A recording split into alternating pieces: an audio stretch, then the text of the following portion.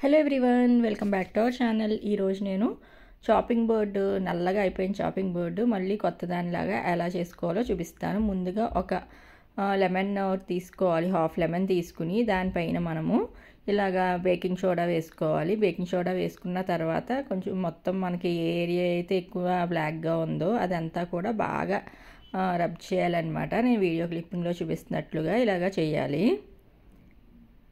ఇలాగా చేసి అప్పుడు మనం ఒక 10 నిమిషాల పాటు అలాగే వదిలేయాలి. ఇలాగా మొత్తం అంతా కూడా మనము ఇలా స్ప్రెడ్ చేసేసుకున్న తర్వాత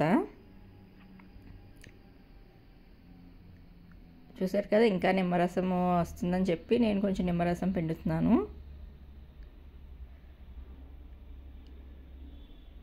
ఇలాగ మొత్తం అంతా కూడా చాపింగ్ బోర్డ్ అంతా ఇలాగ ఒకసారి బాగా స్ప్రెడ్ చేసేసుకోవాలి. తర్వాత హాఫ్ అన్ అవర్ అలా వదిలేసాను. అలాగా హాఫ్ అన్ అవర్ కాదు, ఒక 10 మినిట్స్ అలా వదిలేసిన తర్వాత ఒకసారి మళ్ళీ మనము బ్రష్ ఉంటుంది కదా మన దగ్గర, టూత్ బ్రష్ అయినా ఉంటుంది కదా, టూత్ బ్రష్ తీసుకుని ఒకసారి బాగా వదిలేలాగా ఒకసారి, అంటే ఈజీగా వచ్చేస్తుందండి. ఎక్కువ శ్రమ పడవలసిన అవసరం కూడా లేదనమాట. చాలా ఈజీగానే వచ్చేస్తుంది. అది ముందు మనం నానబెట్టి ఉంచాం కదా మొత్తం అంతా మనము స్ప్రెడ్ చేసిన baking soda and lemon. Just ఒక్కసారి ఒక 2 మినిట్స్ పాటు ఒకసారి ఇలాగ మనము ఇలా బ్రష్తో క్లీన్ చేసేస్తే సరిపోతుంది అనమాట.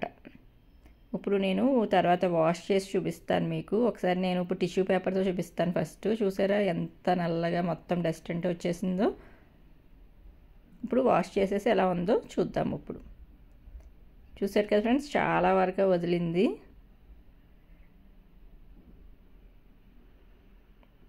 ఓకే ఫ్రెండ్స్, ఈ వీడియో కనుక మీకు నచ్చితే సబ్స్క్రైబ్, లైక్, షేర్